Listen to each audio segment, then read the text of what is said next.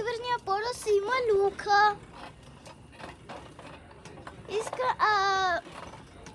Тук е много хубаво. Но мисля, че замръзвам. Да, че си само с един случай репотник. Няма как да не замръзваш. Аз пък съм сам по един къс панталон и къса риза. Да, по-точно риза.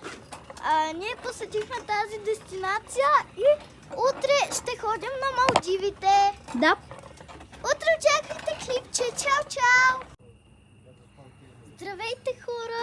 Не успяхме да отидем на Малдивите, но Да, отидохме на планината. Да, много е хубаво, честно. Ви кажа, тук...